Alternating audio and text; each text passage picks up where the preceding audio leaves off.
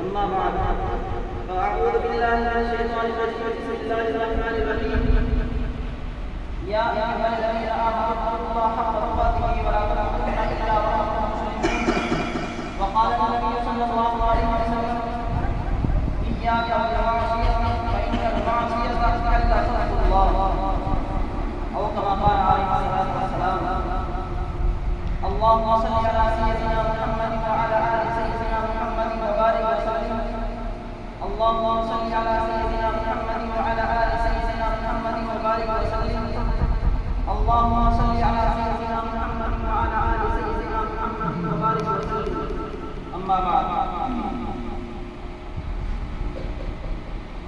मिल गए खाक में कितनी नाज था जिनको अपनी जिंदगानी का मिल गए खाक में कितनी नाज था जिनको अपनी जिंदगानी का कैसा हुआ है कैसे क्या भरोसा इस जिंदगानी का फकत दो गज कफन के और कुछ नहीं मिलता सावा कभी जब तार साथ मेरे दोस्तों किताबों में लिखा है कि शैतान की पैरवी करने वाले और उसकी बात मानकर चलने वाले जब कल क़यामत के दिन जहन्नम में डाले जाएंगे उस वक्त वहाँ आग का एक मिंबर रखा जाएगा उस वक्त वहाँ आग का एक मिंबर रखा जाएगा और शैतान को आग का लिबास पहना कर उसके सर पर आग का ताज रख दिया जाएगा और उससे कहा जाएगा कि ऐ इब्लीस इस मिंबर पर चढ़कर जहन्नम से खिताब कर चुनांचे वो इब्लीस मिंबर पर चढ़कर जहन्नमियों से खिताब करेगा और अपनी तकरीर शुरू करते हुए कहेगा कि जहन्नम के लोगों तुम्हारा क्या ख्याल है कि मैंने तुम्हें गुमराह किया था क्या अल्लाह रब्बुल इज्जत ने तुम्हें सीधे रास्ते के दिखाने के लिए अपने नबियों और आसमानी किताबों को नहीं भेजा था क्या अल्लाह तबारक व तआला ने अपने नेक बंदों के जरिए तुम्हें ये नहीं बतलाया था कि हमने अपनी इबादत के लिए इनको भेजा है और फिर हम चंद दिन के बाद इनको इस दुनिया से उठा लेंगे और अपने सामने खड़ा करके जिंदगी की एक एक चीज के बारे में हिसाब लेंगे माल के एक एक दाने के बारे में इनसे हिसाब लेंगे खाने के एक एक दाने के बारे में इनसे हिसाब लेंगे ये तुमसे पूछा जाएगा कि अपनी जवानी कहाँ गवाई और हवा के एक एक सांस के बारे में तुमसे हिसाब लेंगे और माल के एक एक खाने के बारे में तुमसे हिसाब लेंगे ये तुमसे पूछा जाएगा कि अपनी जवानी कहाँ गवाई अपनी तंदुरुस्ती कहाँ खपाई अपने माल को कहाँ खर्च किया अपने औलाद को कहाँ गुजारा याद रखो दुनिया में आने के बाद तुम ये ना भूल जाना कि हम इस दुनिया में हमेशा हमेशा रहेंगे बल्कि एक ना एक दिन तुमको इस दुनिया को छोड़कर जाना होगा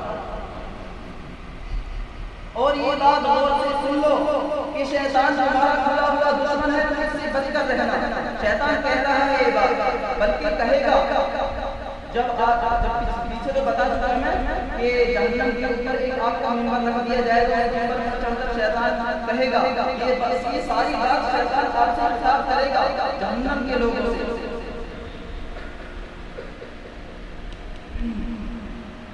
कि मैं तुम्हारा खुला हुआ दुश्मन हूँ तुम इससे बचकर रहना कि तुम्हारा क्या ख्याल है कि मैंने तुम्हें सीधे रास्ते से हटाकर गुमराह किया था अरे गुमराही तुम लोगों ने तो नहीं इख्तियार किया मैं तो सिर्फ तुम्हारे दिलों में गुनाहों का गलत बातों का वसवसा डाला करता था बाकी सारा काम तुम लोग अंजाम देते तुम लोगों ने अपना दुश्मन जानते हुए भी मुझसे हक से मुंह मोड़कर अल्लाह तबारक व तआला से हक से मुंह मोड़कर मेरी पैरवी की थी और इस बात को जानते हुए भी कि उसने हमारे माँ बाप हजरत आदम अलैहिस्सलाम और हव्वा रज़ियल्लाहु ताला को जन्नत से निकलवाया था लिहाजा इसमें कसूर मेरा नहीं बल्कि तुम्हारा अपना कसूर है इसलिए मैं आज ऐलान करता हूँ कि आज मैं तुम लोगों से बिल्कुल बरी कुरान कहता है कि तबल अल-लज़ीना तुबिऊ मिनल लज़ीना तबऊ व अज़ल अज़ाब व तक़त्तअत बिहिम अस्बाब कि आज मेरा किसी कोई वास्ता नहीं आज तुम लोग खुद अपने अपने की सजा भुगतोगे मेरे भाई इससे मालूम हुआ कि शैतान जो सिर्फ गुनाह के लिए हमरा करता है, बाकी सारा काम इस रास्ते पर, बाकी सारा काम इंसान को अंजाम देता है, इस रास्ते पर बहुत चलता है। शैतान के खिलाफ मिसाल से समझिए कि एक मरतबा बाजार में एक बुजुर्ग की शैतान से मुलाकात हुई, तो उस बुजुर्ग ने शैतान से कहा कि तू यहाँ कैसे? तो उसने बतलाया हज़रत मैं तो यहाँ इसलिए आया हूँ ताकि मैं लोगों को बहकाऊं। तो उस बुजुर्ग ने कहा कि ये काम तो बहुत बुरा है। तो शैतान ने कहा कि हज़रत मैं तो सिर्फ शीरा लगाता हूँ, अंजाम देता। तो हज़रत ने कहा इसका क्या मतलब?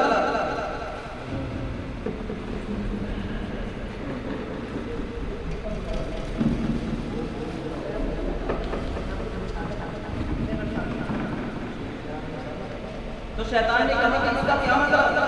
नहीं, उस बुजुर्ग ने कहा कि इसका क्या मतलब? तो शैतान ने कहा कि हजरत मैं तो सिर्फ शीरा लगाता हूँ, बाकी सारा काम वक्त अंजाम देता है। तो वो शैतान उस बुजुर्ग को एक हलवाई की दुकान पर ले गया और हलवाई की दुकान से थोड़ी सी चाशनी लेकर उसको दीवार पर लगा दिया और थोड़ी थोड़ी जाकर खड़ा हो गया उस बुजुर्ग के साथ।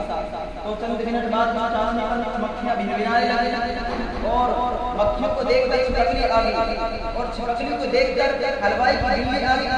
वहाँ एक फौजी अपना कुत्ता लिए खड़ा था, उसने बिल्ली को देखा, फौरन उसकी तरफ दौड़ा। बस बिल्ली का दौड़ना था कि जिससे हलवाई को चाशनी गिर गई। हलवाई ने उठाकर अपना बाट उठाकर कुत्ते को मारा, जिससे उसकी टांग टूट गई।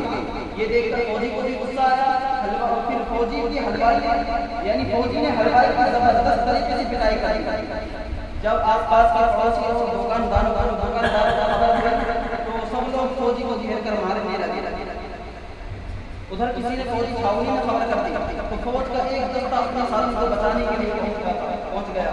तो फिर क्या था, पूरे बाजार में लड़ाई शुरू हो गई। चंद ही मिनट में लाशों के ढेर लगने हर तरफ खून बहता हुआ दुकान। तो शैतान ने बुजुर्ग से कहा कि देखा हज़रत मैं तो सिर्फ शीरा लगाता था, सारा काम इंसान से बहुत अंजाम देता। हंसी आती है मुझे हज़रत इंसान पर कि काम बुरा करे तो लानत करे शैतान पर। इसी तरीके से बनी इसराइल में भाई अपनी शुजाअत और बहादुरी के वक्त मशहूर। उनकी एक बहन थी जिसकी शादी नहीं हुई थी। इत्तिफाक से भाइयों को एक लंबी मुद्दत में जाने का इरादा हुआ किसी जंग, और उनकी नजर में कोई ऐसा आदमी नहीं था जिसके पास अपनी बहन को छोड़ जाए। बहुत गौर फिक्र के बाद उनकी नजर एक ऐसे शख्स पर पड़ी जो सबसे बड़ा मुत्तकी और सबसे परहेजगार आदमी था। उन्होंने उससे दरख्वास्त की कि हमारी वापसी तक हमारी बहन को अपनी तरबियत और निगरानी में रख लीजिए। तो वो आबिद बार बार इनकार करता रहा और वो लोग बार बार इकरार करते रहे, लेकिन आबिद ने उन दोनों की दरख्वास्त को इस शर्त पर मंजूर कर लिया कि मैं इसको अपने पास तो नहीं रखूंगा, अलबत्ता इसको मेरे इबादत खाने के लिए सामने वाले घर में छोड़ दूंगा। तो उन लोगों ने ऐसा ही किया। तो आबिद रोजाना उसके लिए अपने हाथों से खाना तैयार करता और अपनी इबादत खाने की चौखट पर रख देता और अंदर से दरवाजा बंद करके आवाज देता कि खाना उठा कर ले जाओ। ये सिलसिला भी एक मुद्दत तक चलता रहा। फिर कुछ दिन के बाद शैतान ने उस आबिद को बहकाया कि तू खाना उसके दरवाजे पर रख दिया कर, कहीं ऐसा ना हो कि उसको कोई तन्हाई में पाकर उसकी इज्जत पर हाथ ना डाल दे। तो आबिद ने ऐसा ही किया, खाना लेकर उसके दरवाजे पर रख दिया। फिर कुछ दिन के बाद शैतान ने आबिद को बहकाया। उसके दिल में ये बात डाली कि इतने बड़े घर में अकेली रहती है, उसको तन्हाई से वहशत होती होगी, उसका दिल नहीं लगता होगा, कम से कम किसी वक्त बातचीत और नसीहत वगैरह कर दिया कर ताकि वो भी तेरी तरह इबादत करने लगे। इससे जिम्मेदारी बड़ी।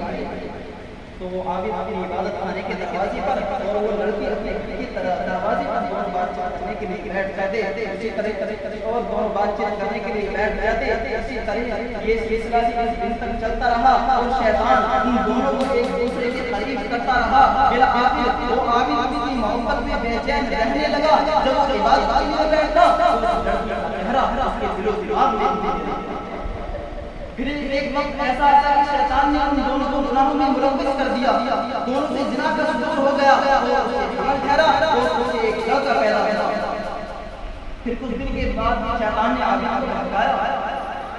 कि जरा ये बता कि इस लड़की के भाई अगर घर से वापस आ गए और इस बच्चे को देखा तो क्या जवाब देगा? तो जलील और रुसवा हो जाएगा। लिहाजा ऐसा कर इस बच्चे को जान से मार कर उसको जमीन में दफन कर दे। तो आबिद ने ऐसा ही किया, उस बच्चे को जान से मार कर जमीन में दफन कर दिया। फिर एक दिन आबिद शैतान ने आबिद को फिर भगाया और कहा क्या तुम पूरा एक करते हो कि अपने भाइयों से इस मामले को छुपा लेगी? ये तुम्हारी बहुत बड़ी भूल है। लिहाजा ऐसा करो कि इस लड़की को जान से मार कर इसके बच्चे के साथ दफन। जब भाई पूछे तो कहते हैं कि उस वक्त इंतकाल हो गया। आबिद ने ऐसा ही किया, उस लड़की को जान से मार कर बच्चे के बगल में दफन कर दिया और उसके ऊपर बड़ा भारी कर दिया और अपने इबादत खाने में जाकर जब उस लड़की के भाई से वापस आए और अपनी बहन की खैर वाक़ियत मालूम करने के लिए उस आबिद के पास गए तो वो आबिद मगरमच्छ की आंखें बहाती हुई कहने लगा कि इंतकाल हो गया भाई, वो इतनी नेक और बादशाह लड़की थी, देखो उसकी खबर है। तो उस लड़की के भाई खबर पर आए और उसके लिए दुआएं मांगी की और रोती हुई चले गए।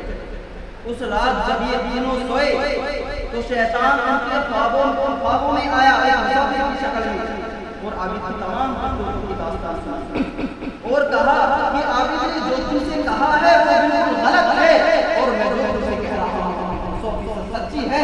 अगर यकीन ना हो तो सुबह की खबर खोज कर देख ले। तीनों भाइयों ने जाकर गड्ढे को खोदा तो जब सुबह हुई तो तीनों अपनी आप से बता सबने एक दूसरे से अपना बयान करने लगे। बड़े भाई ने कहा कि अल्लाह वहम है, सब ये वहम है। तो छोटा भाई कहा गया कि जब तक उस मकाम को जाकर खोद कर देख लिया तो सुकून से नहीं बैठूंगा। जब तीनों भाइयों ने उस गड्ढे को जाकर खोदा तो उस बच्चे और अपनी बहन को उसी तरीके से पाया जैसे शैतान ने उनको बतलाया था। तो उन्होंने आबिद को फौरन पकड़ लिया और उससे कोई हाल कर दिया। जुर्म कबूल करने के बाद उसको बादशाह के पास लाया गया।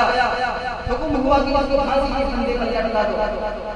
जब उसको तख्ता-ए-दार पर लाया गया तो फिर शैतान उस आबिद के पास आया एक आदमी की शक्ल में और कहा कि अगर तुम खुदा का इनकार करके मेरी सजदा कर ले तो मैं मुसीबत से बचा। खुदा का इनकार करके मुझे सजदा कर ले तो मैं तुमको इस मुसीबत से निजात दिला दूंगा। तो आबिद ने कहा इसमें क्या बात है, इसमें क्या बात है, तुम दोबारा ईमान ले आऊंगा। जैसे ही इधर आबिद ने खुदा का इनकार किया वैसे ही इधर फांसी के फंदे को खींच लिया और वो उसी हालत में तख्ता-ए-दार पर लटक गया। ना खुदा ही मिला ना मिसाले सनम, ना इधर के रहे ना उधर के रहे। है शैतान दुश्मनी औलादे आदम वही दिखाता है। मेरे भाइयों इस वाक़ये से जो हमें सबक मिलता है ना वो ये है कि जब शैतान इंसान के ईमान और अमल को बर्बाद करने के लिए जब तमाम और खिलाने में नाकाम फेल हो जाता है तो आखिरी जाता यानी औरत करने में मुब्तला करता है, क्योंकि औरत शैतान का तीर है जो कभी पता नहीं जाता। इसलिए ईसा अलैहिस्सलाम ने फरमाया कि औरत का इम्तिहान औरत से और मर्द का इम्तिहान औरत से होता है, क्योंकि औरत के दिल पर दौलत वो खामोश असर करती है जब तक वो मसले नहीं होते। और ये भी हकीकत है कि मर्द के दिल पर औरतों की अदावत और उसके जमाल का जो असर पड़ता है ना वो बड़ी से बड़ी जान भी नहीं आ सकती। इसलिए किसी अक्लमंद ने कहा है कि अगर किसी को बर्बाद होना हो या तो वो शराब पीना शुरू कर दे या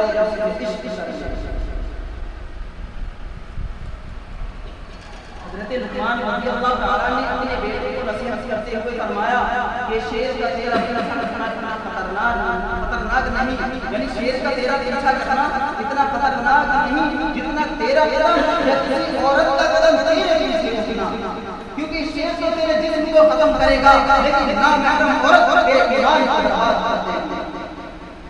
हरगिज़ कदम ना रखना महमिलाती में अक्सर यहाँ फिसल जाते हैं तस्बीह मिलाने। दूसरा सबक हमें ये मिलता है कि शैतान इंसान को बर्बाद करने के लिए सबसे पहले छोटे छोटे गुनाह करवाता है, जैसे उस आबिद से